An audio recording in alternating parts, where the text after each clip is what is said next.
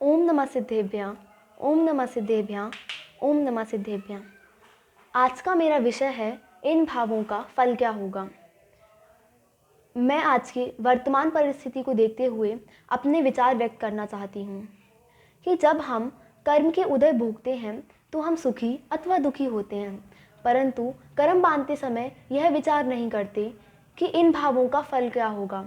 ज़रा सोचें कि यदि कर्म बांधते समय हम यह विचार कर लें कि ये जो मेरे भाव हो रहे हैं इनका फल क्या होगा, तो हम पाप भाव से बच सकते हैं। हम सारे कार्य तो करते हैं पाप के और फल चाहते हैं पुण्य का। क्या ऐसा हो सकता है कि हम बीज बोए कांटे का और हमें फल मिले आम का? ऐसा कदापि संभव नहीं है।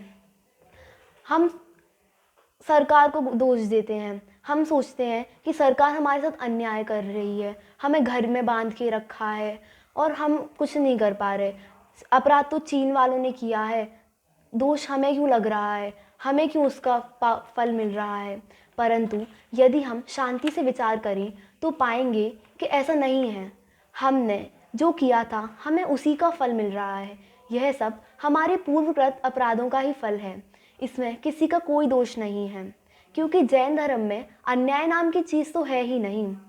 यदि हम विचार करेंगे तो पाएंगे कि जब हमें देव दर्शन सहजता से उपलब्ध थे तो हमने क्या किया?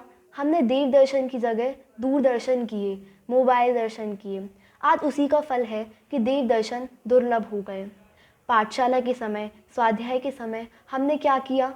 हमने जिनवाणी की विराधना की, ज्ञानियों की हंसी उड़ाई। आज उसी का फल है कि हम धर्म सभा हमें दुर्लभ हो गई, अब हम घर में ही पड़े हैं। मनोरंजन के नाम पर, विषय भोगों के नाम पर हमने जीवों की विराधना की। एक इंद्रिय आदि जीवों को तो जीव माना ही नहीं। वायु कायिक, अग्नि कायिक आदि जीवों की विराधना की। आज उसी का फल है कि यह प्रकृति का प्रकोप हुआ है। जब हमें भक्ष्य भोजन खाने को मिला तो हमने भक्ष्य न खाकर अभक्ष्य खाया। आज उसी का फल है कि दूध और पानी तक अशुद्ध हो गए।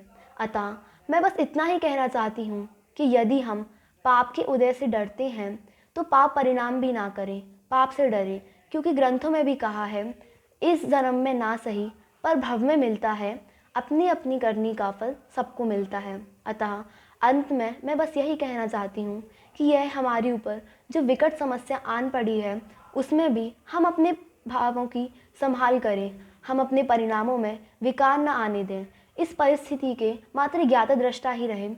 इसी मंगल भावना से मैं अपने भावों को विराम देना चाहूँगी। ओम नमः सिद्धेभ्यां, ओम नमः सिद्धेभ्यां, ओम नमः सिद्धेभ्यां।